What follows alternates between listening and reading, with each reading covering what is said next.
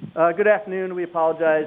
We're running behind. We have about 30 minutes. Early today, General David Perkins led a panel on the multi-domain battle with special address by Honorable Work along with other service chiefs and Undersecretary Davidson. So based on that information, we wanted to have an opportunity for you to ask questions. So this is what this opportunity is for. We do have press kits if you're available. If you don't have one, it's on our website or we can get you one today. With that, I will hand it over to General Perkins and let him have a couple opening comments, and then, if you would, answer any questions, and I will support that. Thank you, sir. All right. Yeah, I'll be brief because I know we're a little behind schedule today. It's the second day with a lot of content. We're trying to jam into things, so I guess it's a little understandable. Earlier today, I think maybe a lot of you were in it, we had the multi-domain panel, as he said, with led off by Deputy Secretary of Defense Work, and then myself along with Chief Staff of the Air Force Commandant and Under Secretary of the Navy, Admiral Harris, and then Bob Brown tied it up. Oh, and then we had our Australian friends were there as well. Laid out some of the precepts and tenets at how we're looking at the future, and I think General Milley did a great job sort of laying out what we're calling the operational environment, what we think the world's going to, describing the world. It's hard to predict precisely, but describing the threats that are out there, and then some of the attributes and characteristics we want in the U.S. Army as part of the Joint Force and as a member of a coalition, because we will always be part of the Joint Force and always part of a coalition. So this aspect of multi-domain battle, any of you who you don't have to be too much of a student of history, kind of current history, since it was the Army that I came in as a lieutenant, and hopefully I'm not that old, know that sort of the last big concept we had in the Army was air-land battle that we used really to drive change as the Army came out of Vietnam in the early 70s. And at that point, I guess the term of art we use a lot is the pivot to somewhere. And so we started looking at Europe and the Soviet Union and the Cold War as we came out of Vietnam and understood that the Army that we had at the time was not the Army that we needed to deal with a, significantly outnumbered conventional force in Europe. And so we came up with air-land battle. In other words, we can't win on just what we used to called COFAMs, correlation of forces, tanks, artillery, et cetera, like that, in land. In other words, they had more than we had. They outranged us. So the math was never going to work out unless we quadrupled the size of the Army, and that was not on the drawing board. So we said, hey, let's add the other domain in there, air domain, to get us some synergy. And then we just started to use what we had on land differently. Instead of, when I came in the Army, it was active defense, which was kind of you defend here, dig in, defend here. We switched to maneuver warfare, where you would maneuver throughout the depth of the enemy formation. And then once you get the concept, you said, yeah, but we don't have the equipment to do that. When I came in the Army as an armor officer, we had M60 tanks. They didn't maneuver very well. They weren't that fast. They weren't that accurate. In fact, you had what we call a coincidence rangefinder. It was an optical way to determine range, so you couldn't, and if you were driving, it couldn't compensate for the change of range. So it was not really an offensive capability.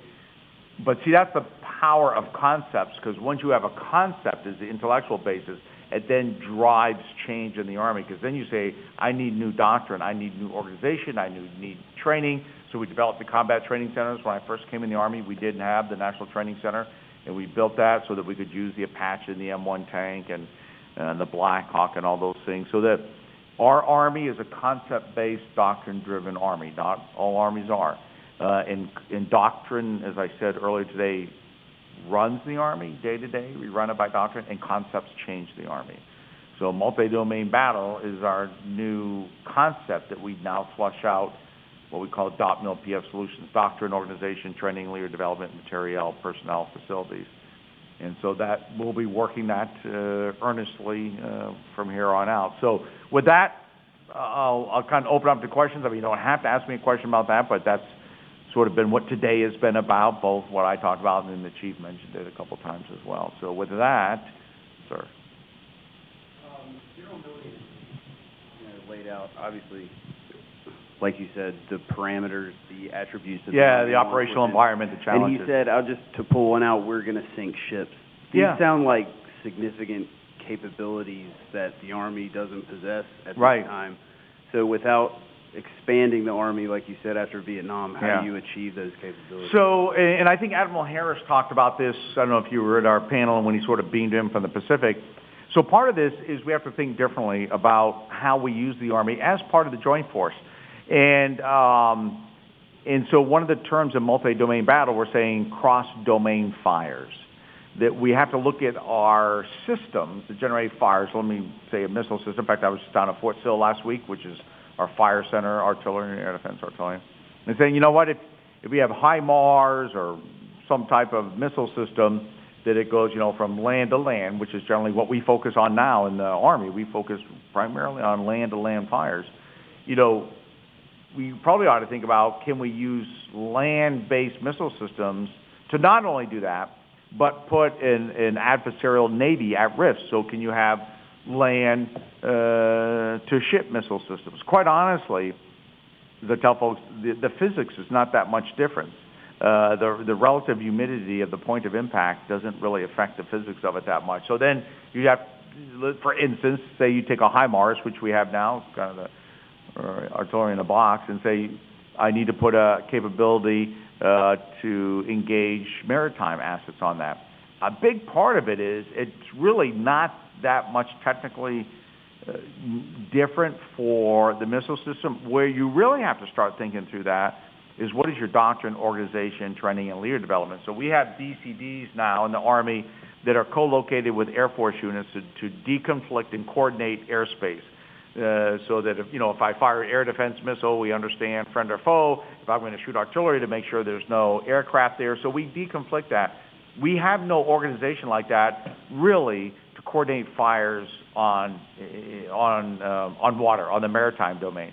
We don't, in the Army, we don't even have really what I would call situational awareness of the maritime domain. We don't have this common operating picture. And quite honestly, the United States Navy probably doesn't think nowadays is thinking, well, our primary anti-ship capability is coming from the United States Army.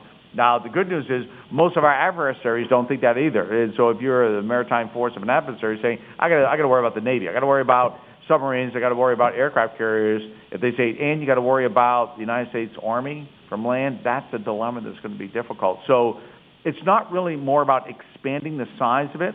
It is about taking some of the technology we have now and adapting it, which if you take a look at those are preliminary examples, it's not that hard.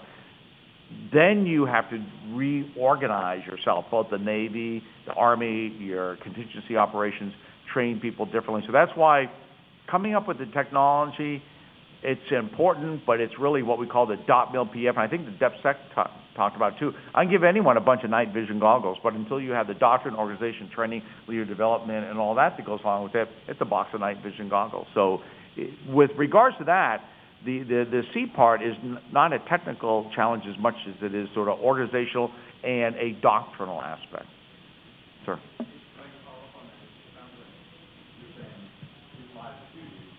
Right. So Yeah. It all comes back to my inbox. As soon as I give a briefing, I'm thinking, hey, these PowerPoint slides are done, I'm good to go, and it comes right back to me, But so then what must be done? What's the next step towards actually achieving something like that? So I won't get in too mundane on how we do this, but this is the very beginning of a concept. We kind of have some white papers out on that, and we have I'll tell you how we do it within the Army and then collaboratively. So within the Army, we have the centers of excellence. So we have the Maneuver Center at Fort Benning with the fire centers at Fort Sill, et cetera. So once we kind of have this overarching concept, then what we start doing is developing what we call functional concepts. So we have multi-domain battle. I think one part of that is cross-domain fires. So now I turn to Fort Sill and say, okay, I need you to start thinking about how would you do this from your aspect of it. Then we're talking, for instance, now term that we were actually just in the last couple of days, General McMaster and I talking about, cross-domain maneuver, okay? So then when you start thinking about that, so the Maneuver Center is down at Fort Benning, but also at Fort Rucker is the Aviation Center. So cross-domain maneuver means you're maneuvering now on air and on land and working that synergy part of it. we talked a lot about cyber. So the Cyber Center of Excellence is down at Fort Gordon, saying now you have to have a functional concept about cyber, not just from a cyber point of view, but think about the maneuver guys. So it's not just the cyber warriors knowing how to do Control-Alt F9, whatever that does. It's like infantrymen need to know how to use cyber, maybe at a tactical level, first of all, to defend their networks, and then they might have electromagnetic capability within the electromagnetic spectrum, electronic warfare capability that they can bring to bear. So again, now what we have to do is start getting into the details. We do it by functional concepts, but the difference here is, as I go to my functional folks, I have to say, don't think about it in a very narrow, constrained manner that was just, I'm doing this for the Army, land to land. I'm a fires guy. It's all about artillery. Well, no, it's not. It's not just about artillery with regards to supporting infantry. And I command an infantry division, so I love artillery supporting infantry.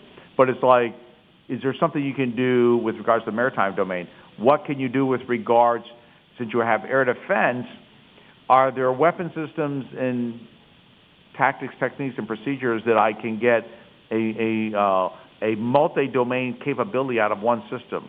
You know, a system that can be used on land, the same system with maybe just a tweak of software or something that could be used against anti-ship. Maybe that same system also could be air defense, could provide me some level of, as I said, separatist forces in Ukraine have gained air superiority without even having an air force.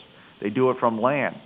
And so we go down to this, we then conduct business like we always have with the functional concepts, but we're now forcing them to be much broader. So that's within the Army. But now we're saying if this really is going to be a joint construct like the DEP-SecDef, I think made a great presentation, and all the other folks, we actually now have a multi-domain task force with the Marines. So the Commandant was there, General Neller. We're already working with the folks down at MIT-SIDC at Quantico, sort of like their TRADOC, working on this. In fact, we had a meeting at TRADOC about a month or so ago with Air Combat Command, 4-star Air Force General, Fleet Forces Command, the Navy's 4-star down that area, MIT-SIDC, which is the Marine Corps, and the DEP-SecDef, and myself are all down at TRADOC talking about this. What does this mean between the services? And so there could be some very fundamentally different ways, not only about thinking about it, but then actually how you make it happen. Like you said, what do you have to do? And you can't use the same processes and the same thought processes because you'll get the same answer. So this takes a lot of collaborative discussing and framing the issue in a way that people, it's kind of like Admiral Harris said, is that if you keep using the same pattern, people always look at the solution coming from the previous pattern. Part of what we're trying to do now is, disrupted patternology, if that's a term, okay? I guess if I'm the TRADOC commander, I can make it a doctrinal term, right? So that's sort of that's the next step that we're going about. Sydney. Yeah, I know you got cut off at the end because we went late at the other thing. That's okay. I knew I would get you later. Yeah, I cannot escape. No. I operate in all domains. Yeah, you're all multi-domain journalist. A two-pronged question. First of all, just to be clear, there is not yet a requirement or a program or a budget line to buy an Army land-based anti-ship cruise missile or to make a modification to, HIMARS or attack them. Is it in the NDAA? No. I mean, this is the very beginning of a concept as we're laying it out. I mean, you could probably take a look at other requirements and see where that would fit in there. But I mean, this really is pretty much the beginning of a new way of thinking about it. That's not to say that things we've done before, you could look at them and say, you know what, I could modify that, I could do that, but I think not at the magnitude that we're talking about. Now, clearly not at the magnitude that we're talking about. Now, the second pragmatics question. Yeah. I noticed Secretary of Work mentioned in passing that, if you guys answer these questions about multi-domain battle, investments will flow, which is a good promise, but a somewhat vague one. Yeah. Are you guys, in terms of support from the DoD Rapid Strategic Capabilities Office or other parts, able to? Are you talking now for the 2018 budget? Yeah. Or maybe for the 2019 budget, whenever that happens, about assistance in your budget to work on this? Yeah. So luckily, I'm not the money guy in the Army. I work very closely with General Murray, the G8, and all those folks. So I think there's two ways we're looking at that. One is obviously, we're constantly in the process of building POMs, working with the folks up on the Hill and putting together NDA and all that. And so that's a kind of a year after year after process.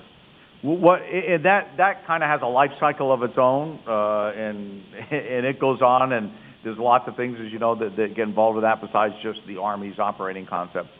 But one of the things we're doing that is within our control in the Army is, and he mentioned it, the Secretary mentioned it yesterday, today again, at our congressional breakfast, and then General Milley mentioned it. There's a little bit of a physician heal thyself kind of thing that we're looking internally to the Army and say, well, do we have the right priorities out there?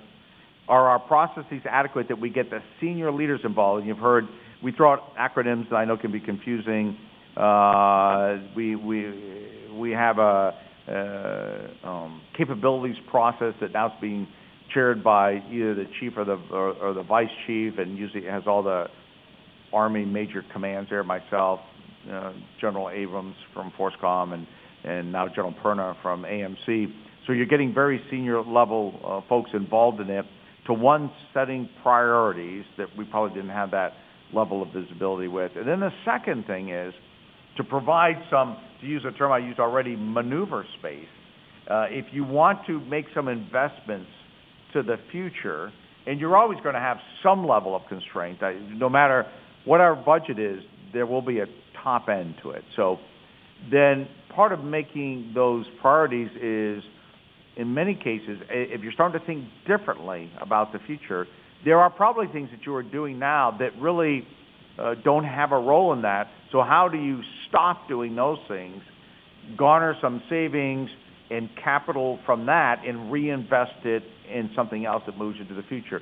As you know, that is not an easy process. I mean, that takes a lot of not only thoughtful analysis, but then really heavy top-down leadership, because there's always a serious, there's always, constituencies built around these things that are going on. And that is what, generally speaking, if you look at large organizations, one of the things that challenges change is not that people didn't agree that this is a good thing to do. They just never want to stop doing what they're doing because they're comfortable, the process aligned for it or whatever.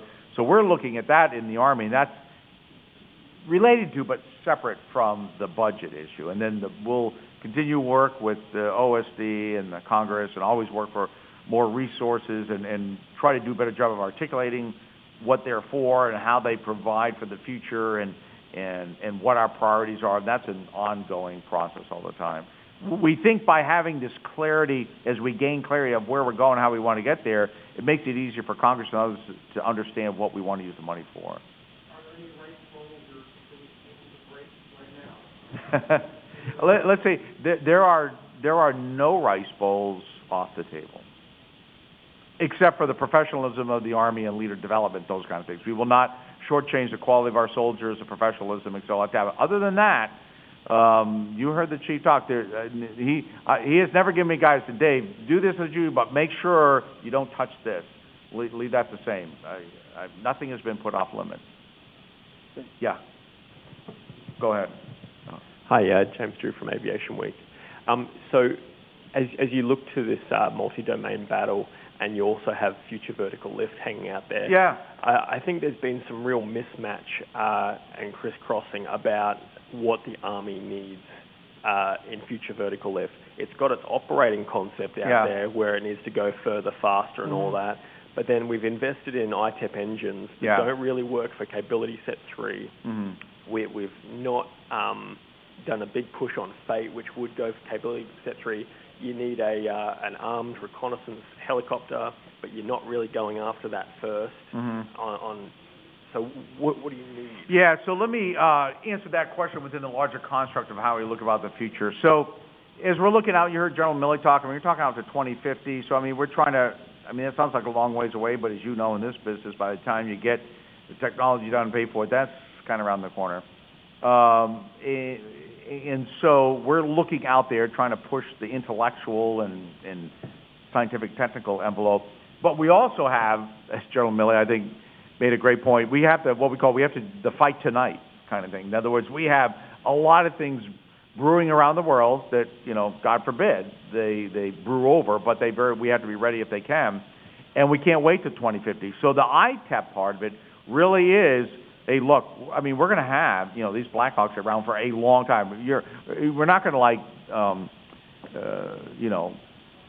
kind of scrap all our Blackhawks and our M1 tanks and all that. They are going to be here for, probably decades more, well into the next couple of decades. And so it is this balancing act in some time between readiness and future.